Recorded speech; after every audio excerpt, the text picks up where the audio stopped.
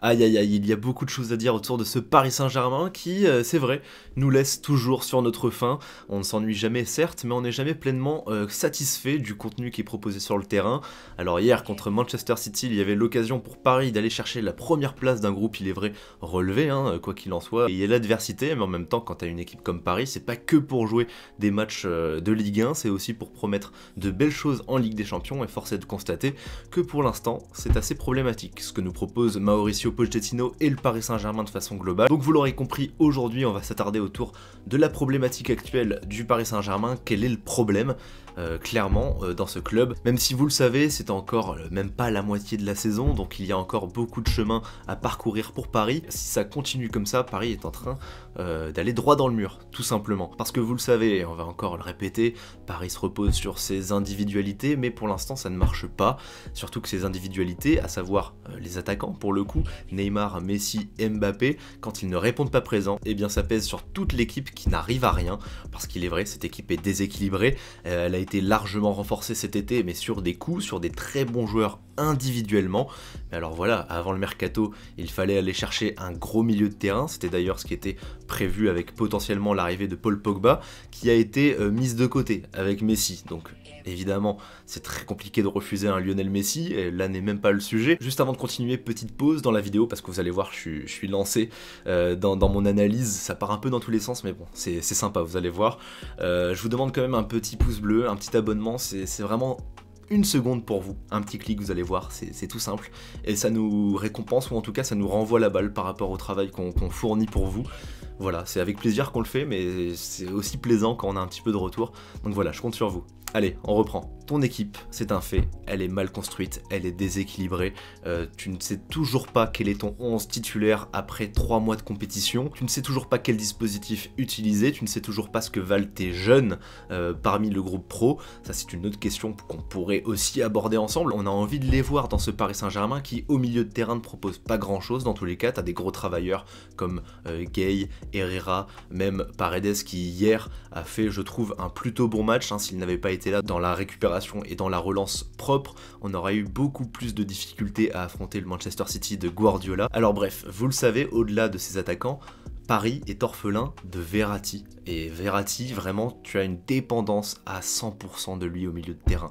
Si tu n'as pas Verratti, tu n'as aucune créativité, tu n'as pas de sortie de balle intelligente, avec un contrôle orienté, peut-être une petite conduite de balle qui va faire la différence, et passer, voilà, des milieux de terrain qui en face étaient survoltés. On fait des efforts pour toute l'équipe, que ce soit les milieux de terrain, mais aussi les attaquants, tu regardes en face.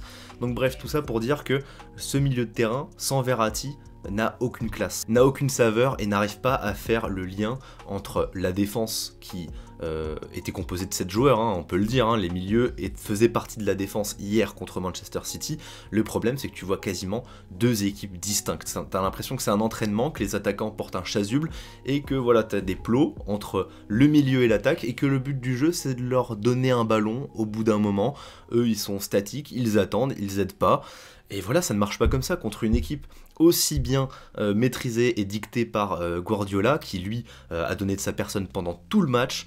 Eh bien, quand tu joues comme ça en face, tu te prends une leçon. C'est sûr, c'est clair et net. Quant à Mauricio Pochettino qui est apathique dans sa zone technique, je remets pas toute la faute sur lui. Vous le savez, les joueurs aussi, au bout d'un moment, ils ont de l'expérience, ils sont intelligents, etc. Et ils peuvent donner de leur personne.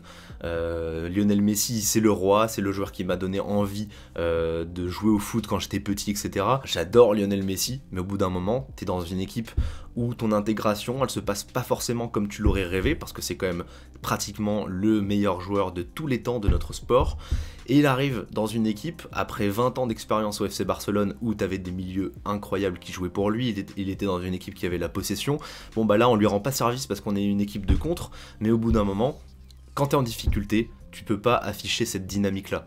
Je pourrais le protéger autant de temps qu'il le faut, Lionel Messi, mais au bout d'un moment il y a des choses. Moi j'étais au Parc des Princes contre Nantes, j'étais quand même circonspect de voir, carrément circonspect, hein, oui je dis les termes, de voir Lionel Messi à la mi-temps, lors des 2 minutes de temps additionnel. Je vous promets, il a passé les 2 minutes à ronger la ligne de touche en marchant, mais même pas en marchant, il était immobile et il attendait le coup de sifflet de l'arbitre pour se casser directement au vestiaire, pas un regard pour ses coéquipiers, pour qui que ce soit, t'as l'impression qu'il n'est pas concerné. Alors peut-être que c'est difficile, ce changement et cette acclimatation dans une nouvelle ville, dans un nouveau club, avec un nouveau coach, de nouveaux partenaires, je suis bien d'accord, mais malgré tout le talent qu'il a et tout le talent qu'ont nos attaquants, si on ne fait pas union et qu'on ne joue pas les uns pour les autres, ça ne marchera pas. Surtout quand tu es en difficulté, comme on le voit face au but, hein, Messi, et notamment contre Nantes, il aurait pu en marquer 3 des buts. Alors c'est très bien qu'il marque un but en fin de match, il semblait un petit peu libéré, il a marqué devant ses supporters, mais tu dois en marquer plus, et si tu ne marques pas plus, eh bien tu dois compenser avec au moins une bonne volonté, une bonne dynamique, tu dois aider les autres. Et là, le problème, c'est que Messi, depuis qu'il est installé dans cette équipe, eh bien, t'as l'impression un petit peu comme quand il y a Mauro Icardi, encore que Icardi fait plus d'efforts défensifs, je trouve, et bah t'as l'impression qu'il te manque un joueur dans l'abnégation, etc. Alors, encore si, quand on lui donne le ballon, il est décisif à chaque fois, il n'y a pas de souci, sauf que le problème, c'est que pour l'instant, il ne l'est pas assez. Certes, je pense que ça viendra, je l'espère, en tout cas,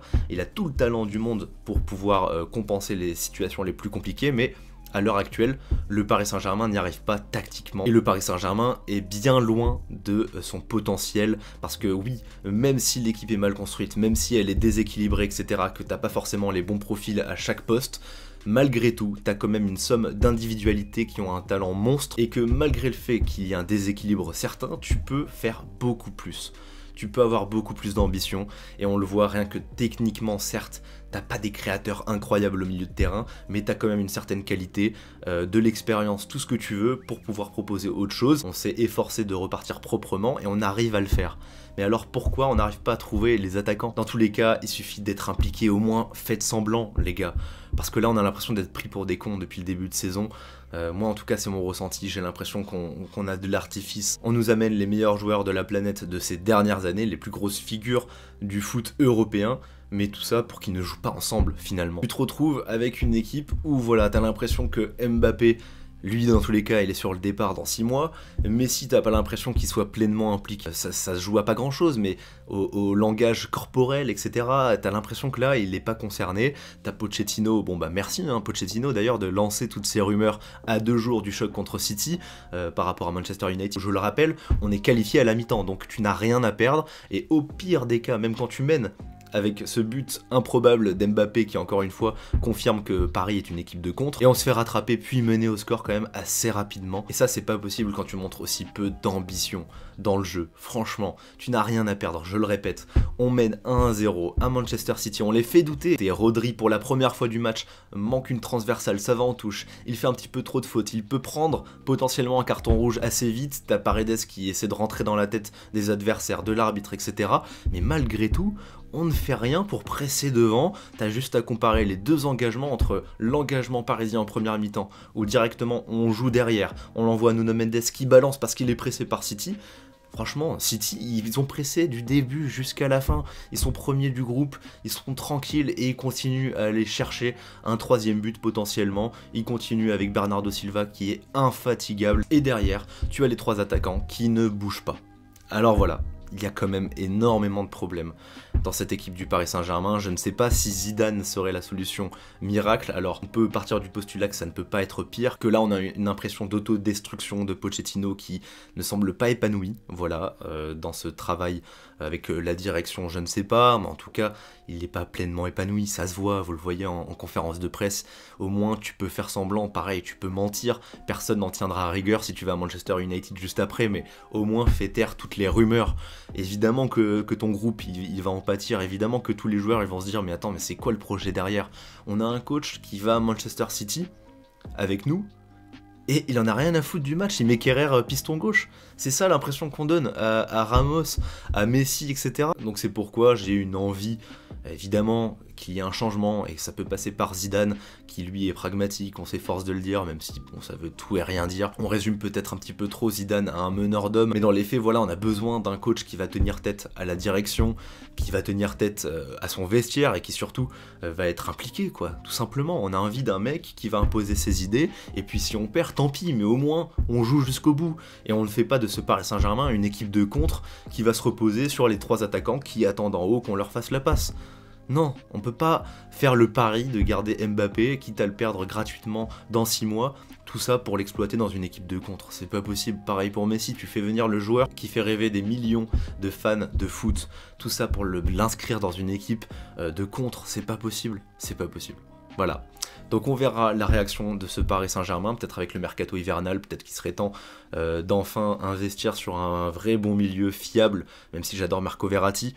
Dès qu'il est pas là, on n'y arrive pas au milieu. Et puis surtout, il faut que ça change quoi. Que ce soit avec Pochettino ou avec Zidane ou n'importe qui, il faut que le coach soit impliqué et qu'il impose de vraies idées de jeu. Parce que là, demander à ses joueurs de défendre et à ses attaquants d'attendre d'avoir le ballon pour faire quelque chose, ça je peux le faire. N'importe qui peut le faire. Après, évidemment, hein, je ne banalise pas tout son travail à l'entraînement, de gérer les égos dans le vestiaire, etc. Il y a tout un taf derrière. Et puis ça doit pas être facile avec toute la pression autour du Paris Saint-Germain, je suis bien d'accord. Mais qu'est-ce qu'on voit depuis un an ? Quelle est la patte de Pochettino? Qui peut le dire? Je pense que même les joueurs ne le savent pas. Au moins Tourelle tentait des choses, au moins Emery tentait des choses. Bref, voilà pour cette petite vidéo. C'est un peu parti dans tous les sens. Je pense que je suis un peu rentré dans des sujets et j'ai dévié très vite sur d'autres. Et ça me fait du bien d'en parler avec vous aujourd'hui sur YouTube. N'hésitez pas à vous abonner. Allez, c'était Théo, prenez soin de vous et on se retrouve très bientôt. Ciao tout le monde.